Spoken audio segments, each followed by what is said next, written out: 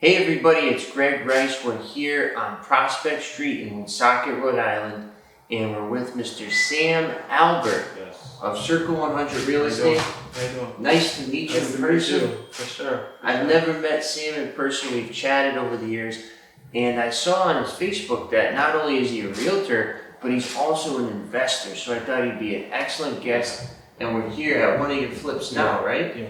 So tell us about what's going on with your career Right. and also your flips and things of that nature. So, before anything else, I'm a realtor, because that's where my primary focus is. That's where a bulk of my time is spent, and that's what I really focus on right now. I thrive off of helping people understand the importance of home ownership. Yep. I thrive off of helping people sell their property. So that's my definition before anything else. Okay, or that defines me before anything else. But I'm also an investor. I'm also a general contractor. So I do have my company and then kind of 3 different branches, I guess we can call them. So we have my investment branch. That's me as an investor that buys and flips property or builds property. Yep. We have me as a realtor and me as a general contractor. Yeah. So what made you go beyond that first? Like, did you start as an investor or did you start as a realtor? So I started off as an investor, but I didn't realize it at the time, right? Okay. So I started off as buy and hold, Right. So I bought my first property at the age of 22. Where was it? In Cranston. 3 family, 2 family? Two family Okay. in Cranston off of Park Avenue, Rhode Square area. Small, really small 2 family, but what happened was I got the 2 unit, right? But what led me there was I graduated URI with Human Development Family Studies. Okay. So I was in the healthcare field, and I was working with a family, and I was working with a set of twins, and the mom was a realtor. Okay, she still is a realtor, Sarah LaRosa. And she convinced me somehow to buy my first property. Right, so she said, "Hey, you should buy your first property."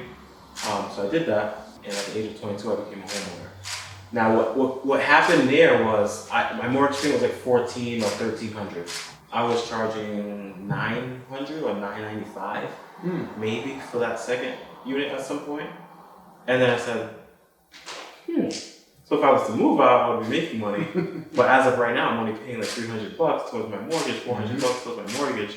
And something clicked there, right? So something was like, okay, so I'm bringing money in, I'm saving money. So then Sarah, who was my mentor for a long time and got me into real estate, convinced me to get started on my first flip. And I did that. It was awful. I didn't know what I was doing. It was absolutely awful. Looking back at it now, I made up just the common mistakes that new investors make, and the common mistakes that I don't let my investors make. Just dealing with people that weren't licensed, paying 50% up front or whatever it was, having tenants still there, et cetera, et cetera. But it was awful, but it was a learning experience.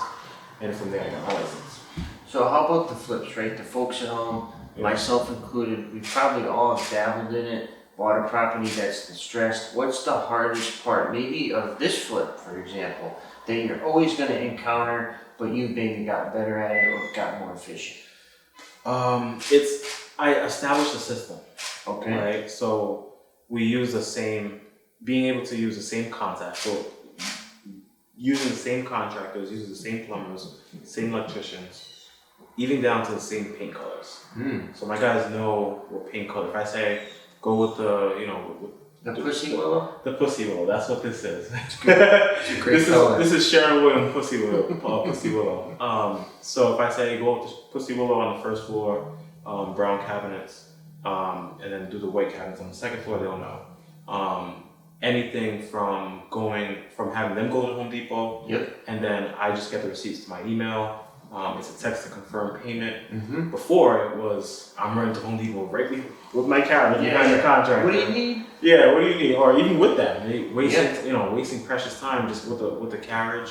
So establishing a system where, all right, and Omar's my main guy. We'll get a property. Just say I'll just tell him I want you to demo this. I want this to become open layout, which we did here. Yeah. Window, just check which windows are not good, which windows are good, and then let's go. And there's times where I don't talk to Omar for like 4 days. Beautiful. And he's just here working. Yeah. Getting it done.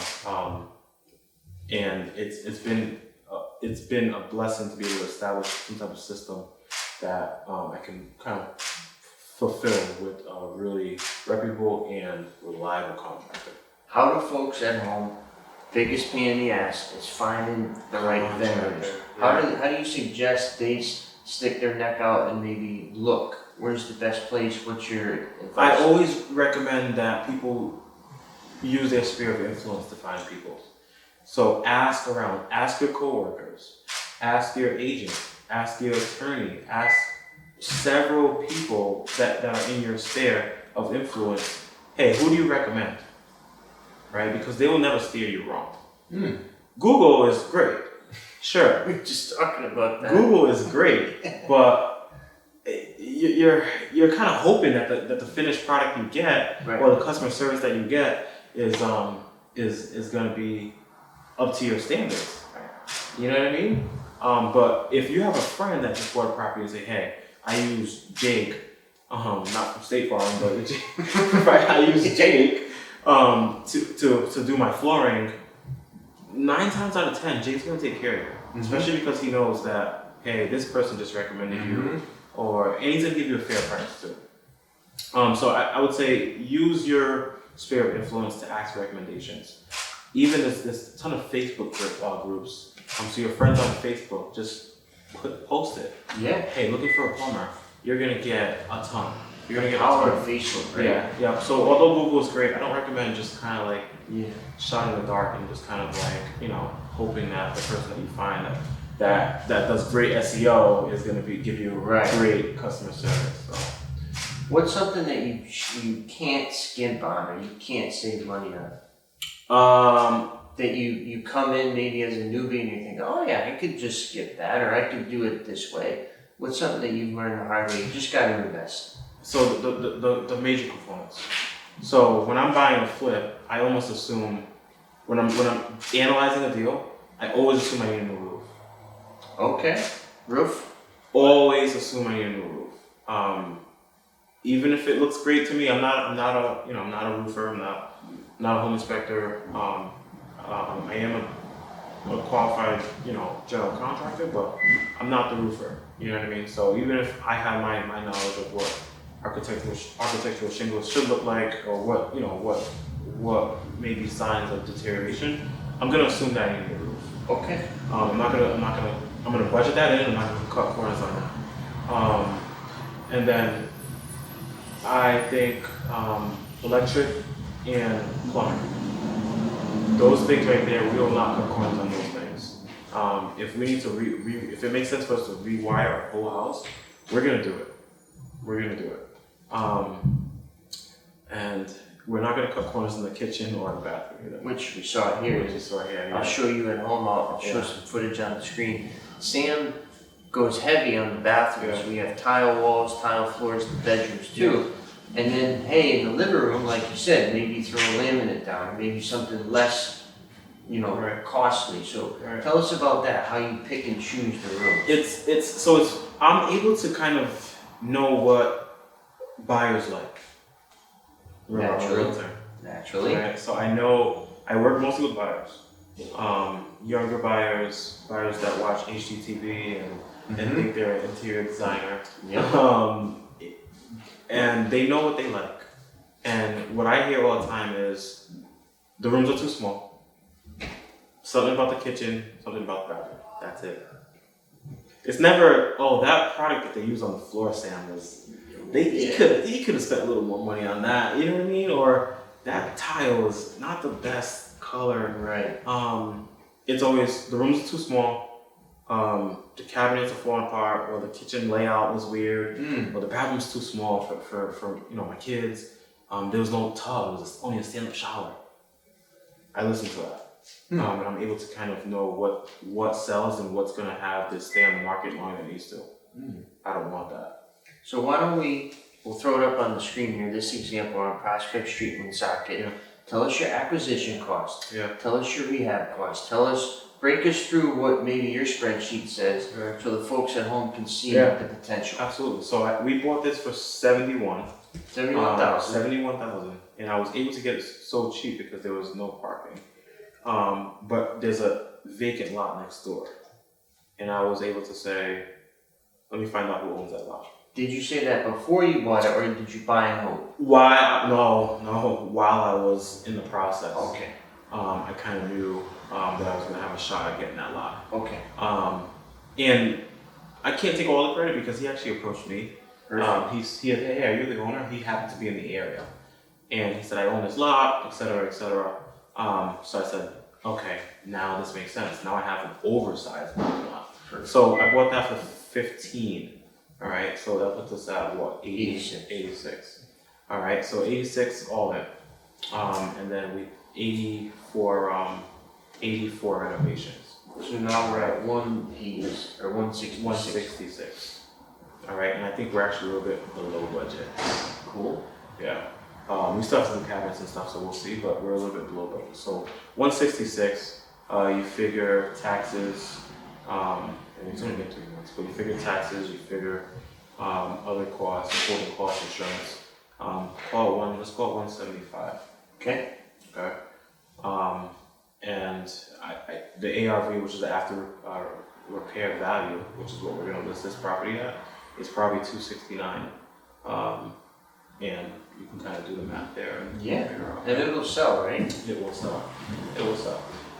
What would help this thing sell is that second. So here we have a second unit which has a townhouse, and it has additional bedrooms that give people space. You know what I mean? People like that, and I think that's probably what's going to help sell this property. For sure. Yeah. So what about if the folks at home are doing their math, using their calculator, they just say, oh, I just made 80 grand. Did they really? Or tell us about what they have to do with that income so they're not taxed on it, or Right. Buy another property. What do you suggest there? Right, so speak with their accountant, first things first, but you're going to be taxed on it if you don't roll it into a 1031 exchange of some sort. Do you do that, or do you just pay the big? I pay it. I pay it. I'm just now, I'm at the point, so I'm 3 years in, 5 years into investing, but 3 years licensed. But I'm just getting, as well as I'm doing, I feel like I'm just getting savvy enough to where this year was the first year that I have my accountant set up my taxes the right way. I have payroll now for, I set things up the right way. So I probably could have saved a lot of money on taxes. But I like to flip. So you're very limited to how you can save on taxes there. But I would say you have to account for taxes. How much should they account for taxes? That I don't know. That roughly a third, 20%. The way I work as a self-employed individual is I save absolutely 15% no matter what for my personal self. And then I put 25% aside just for taxes. Incidental. Yeah. Got it. For taxes. And then the rest we kind of do whatever. So I'd say you want to account for a good amount. Okay. And how about maybe 5 more years you get really savvy? Are you going to start looking at mill buildings? Are you going to look at commercial buildings that maybe are going vacant from COVID and converting them? Or do you think you're going to stay in this, bread and butter? I do want to go into affordable housing. Affordable housing? Yeah. So don't remember, my background is human development, family studies. So human services. That's my bread and butter. I love to help people. I'm a people person, and I genuinely want to help my community. So I think affordable housing and trying to figure out how I can effectively do that, getting grants and RFPs and things of that nature to build affordable housing, because we know what's going on with rent right now. You know more than I do when it comes to rent. I want to look out for those individuals that are maybe not in the best circumstances, that own fixed incomes, older, retired, Yep. disabled. Yep. That they shouldn't be forgotten about. Mm. You know what I mean? They're very limited to what they can afford. I think it's unfortunate that rent prices very seldomly decrease, if ever. Right. And property just keeps rising, and the cost of living does not. True. Or the cost of living does rise, right? So property prices go up, cost of living goes up, but the wages do not. The wages stay the same. And that's important to me. So it could be a win-win. You can help out the community, Yeah, and you can help out yourself. absolutely. Name of the game. In the game, everybody wins. So 5 years ago you started, you're saying? Start off as Like your first... more than that, because in 28, bought my first house at 22, so technically 6 years, right? So I house hacked, right? So I was an owner occupant. Yep. So house hacking is when you live in one unit and you rent out the other units or a unit. So I did that, and in my opinion, you're an investor at that point. You may not realize it, but you are. True. So I started off 6 years ago, but when I got into the typical investing of flipping, 5 years ago. So what would you do differently if you could take everything you've learned now and start back over 5 years ago? What would you change about the way that the last 5 years have gone? Or would you keep it as is? I'd keep it as is. Good. I'd keep it as is. There's lessons in every loss, and I've taken my losses. There's lessons there, and that it's because of those experiences and those losses that I'm able to do projects like this that within like 3-4 months we're out the door. Mm-hmm. And I've only been here while they're renovating like 6 times total. I haven't been here that often. Where are you? Are you at the next purchase? Are you at the showing? Like, what are you doing with your time? Where am I not? So I'm on the road Okay. a lot. I'm showing houses. We have some new constructions going on. But most of the time I try to be in the office. I try to be on phone calls with new clients. Mm-hmm. I try to be on phone calls with my current clients. On emails, on text. Emails, texts, Zoom calls now, right? Yeah. But I try to be talking to people too, because that is what I excel in. It's generally answering people's questions and giving my expertise. So a lot of my days, my mornings are spent doing that stuff. My afternoons and evenings are spent doing showings. Mm-hmm. Night times is kind of emails and time with family. What's your biggest character flaw? I can't, if I see an email pop up, You can't let it go. I almost have to respond to it right away. Okay. I hate that. I'm the same way. I can't like let things linger. I feel I don't want, and this is no disrespect to any other realtors, but I get clients all the time that say, my last realtor never responded, Mm-hmm. it's awful. You know, I get anxiety if I feel as though my client's needs are not being met. Mm. And it could wait. Sometimes it could wait, Yeah. right?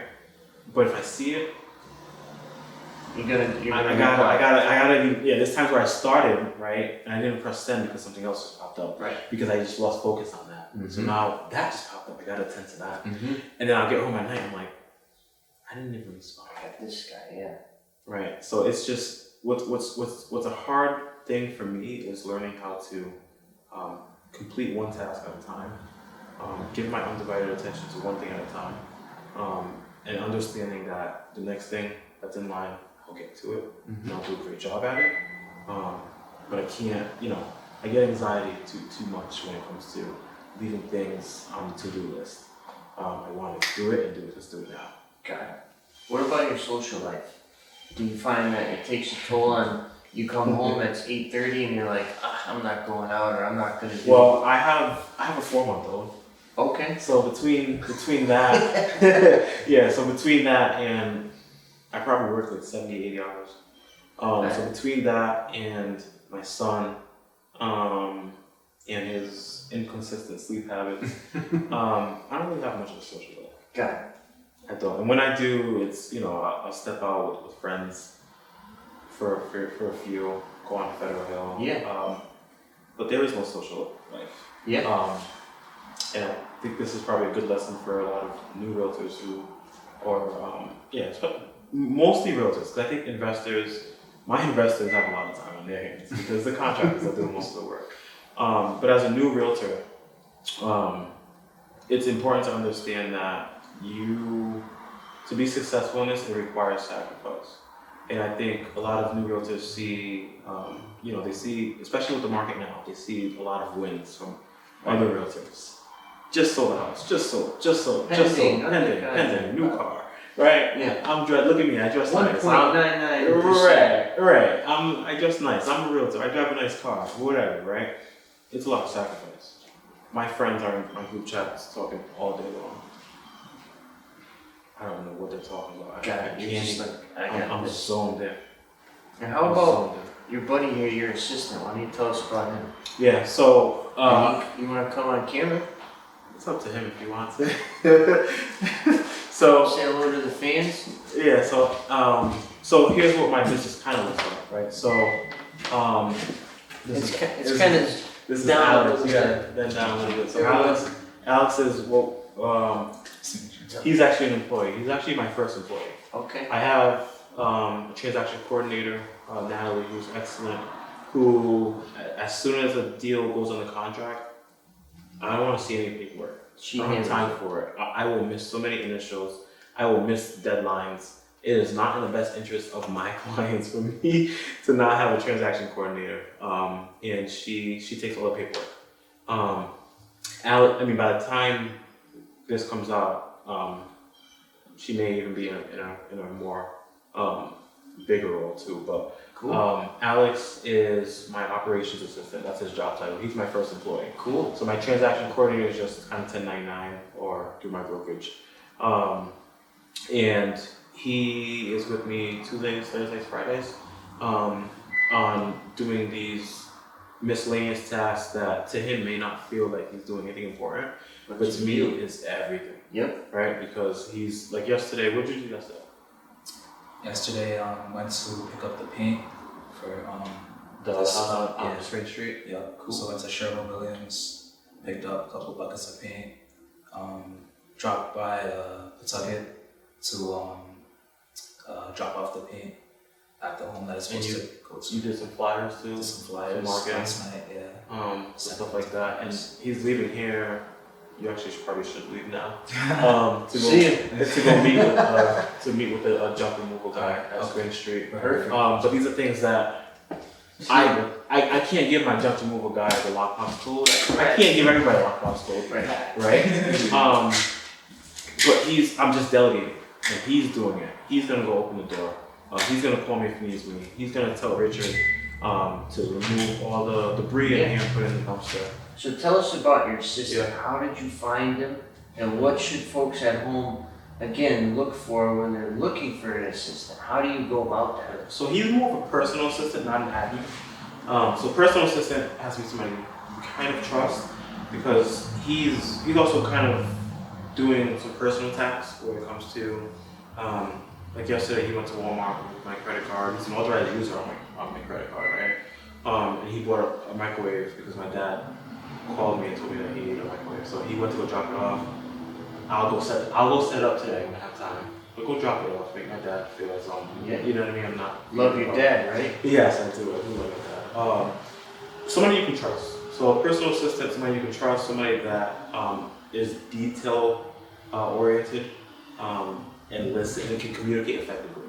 So he just left and I just said, you're gonna go here, you're gonna go there, you're gonna make sure you give Roy that check, and Richard doesn't take cash, so Richard only takes cash, so you have to make sure you go to ATM beforehand and do that. He has to catch all that because if you missed it, I'm probably going to be with the client and I may not be able to pick up the phone. And then the wheel here stops, or wherever. Yeah, exactly, and that's an issue.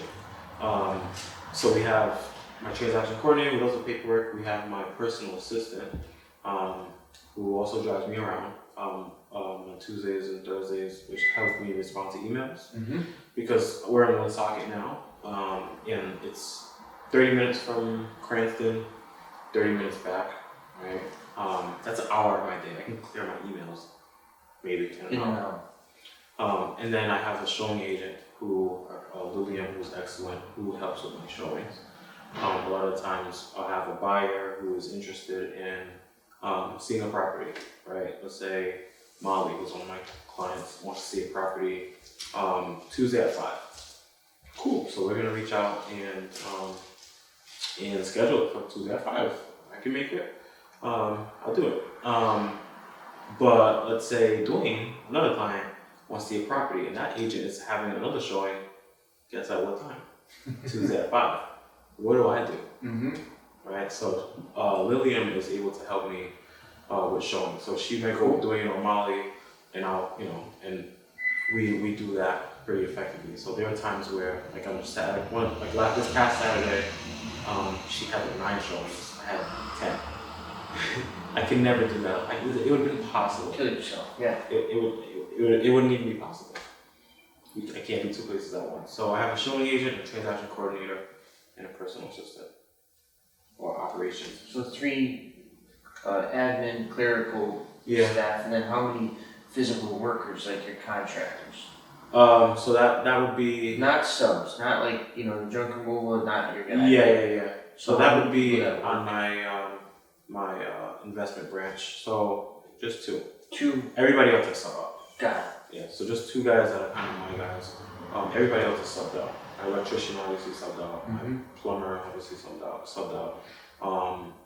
Drywall, insulation, all those guys that I use on Yeah. a frequent basis. But they're subbed out.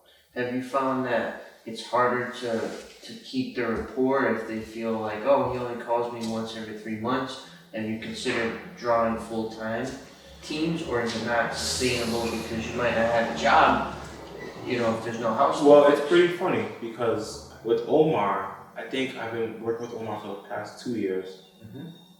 I don't think he's done any other big projects aside from mine.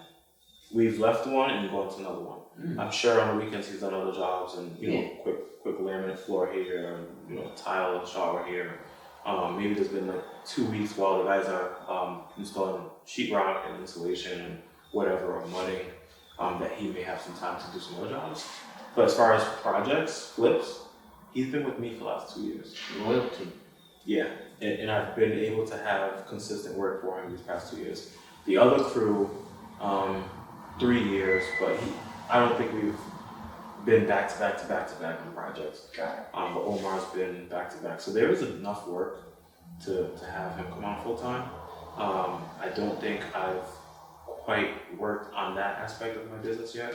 I've been figuring out the realtor side, and that's finally to a point where I can grow that. So now I'm delegating so much that I can grow that. And the next step will probably be to do the same thing with my investment company. Have you ever considered, like here for example, you're gonna flip it, you're gonna make 80 G's, you're gonna pay 30 in taxes, have you considered, I'll buy it, I'll hold it, I'll rent each apartment out, and then I'll do a cash out, refinance, take all the equity tax free to buy my next one and just have it set it, forget it. So I did a video here that folks can probably see on YouTube or Instagram, where I was about a month and a half ago, or maybe 2 months ago, I was debating if I should either keep this Mm-hmm. or flip it.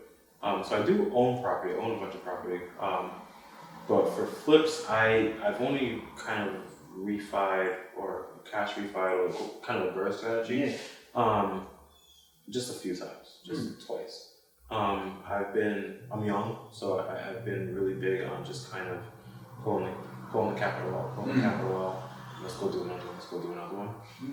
But I think as I'm more seasoned and as I begin to think about my son, it definitely makes more sense to hang on to stuff and play the long-term equity game. Especially after you do such a beautiful job. Yeah. It must be so weird to drive away after you just sold it. It is. I mean, I have one that I did in Providence, like water-fired district. That one was tough to let go of. That one was tough. It was one of the biggest projects we did, but we did such a great job with it. So it does get tough sometimes where you're like, and that's the emotional part of it, but it also worked financially. The numbers worked like hell on that deal. It was like, I should have kept that one. But yeah, so there are times where we do feel that way. But And my last question, I know you're a busy guy, what is your biggest fear business-wise? That's a great question. I don't. I'm sure I have fears, and I can think of it as I begin to answer it. But I don't operate from fear. I'm actually a big risk taker. All my success has come from taking risks, from doing my first flip and not knowing how I was going to pay contractors, and not even I had no business getting into my first flip, but just say I'm just going to do it. Getting from quitting my 9 to 5 and getting into real estate. Everything I've done has been a risk. So I don't think I'm very fearful of much. My only fear would be that I get complacent and somehow become unsuccessful. That's a huge fear of mine, and I think that might go back to the anxiety thing. It's like if I don't do this, if I don't work hard and do this, I'm gonna lose. You know what I mean? So that's probably a fear of mine is becoming complacent and just losing. My last question, I promise. You had a few more. I'm okay. You brought up a good point. Have you lost friends along your ascension here? I don't think I've lost friends. I think I've noticed a lot of my friends become closer with other friends. And I'm kind of like maybe the last to find out, like, oh, that happened? Thanks for the invite to that golf tournament. Yeah, that I probably wasn't going to go to anyway. but you know what I mean? So yeah, friends have become more distant. And that's a big sacrifice. And I'm okay with that. I've always been, even back to 15 years old, Mount Pleasant High School, bell rang, I got 2:57. I was at the door at 2:56 on my way to work at 3:15. Where'd you work? Golden Crest Nursing Home. Oh, okay. Is that in North Providence? North Providence, right? That big hill. Yep. Across from the Shores Plaza. So you're Rhode Island born and bred? Providence, yeah. Wow. Yep. So you've been a hustler and a worker since day 15 one. years old. Dietary age? Dietary, yeah. And I mean, my mom, single mom, and I just wanted to. I didn't want to ask for too much. Yeah. So. Respectable. Well, thank you for your time. Correct. If folks want to get in touch with you, how should they do so? I'm on Instagram, Samuel.Albert. Really easy. I'm on Facebook, Samuel Albert, or Sam Albert on Facebook. LinkedIn, YouTube. I'm on every social media platform. Beautiful. 401-241-9439 is my phone number. Text me, call me. I'm available 7 days a week. And this is not Sam Alba. Yeah. This is Sam Albert. Yeah, Sam Albert has been doing it longer than I have, and he kills it. So yep. Yeah, I always get to Sam. Yes. But that's good. Thank God he's a good guy, because if he, oh my God, it would have been awful. But he's a good guy. Do you ever get business? Oh, I get phone calls from like attorney's offices about a file, and like mid conversation, I'm like, I'm losing it. You're like, send why the check don't I here. remember this? And I'm like, oh, this is not mine. I think you're looking for Sam Alba. So, cool. Yeah. So again, thank you very much. And if you have any questions for me, throw a comment below, and I'll get right back to you. So once again, Greg Rice, Sam Albert, here in Woonsocket, the SOC, your property managed.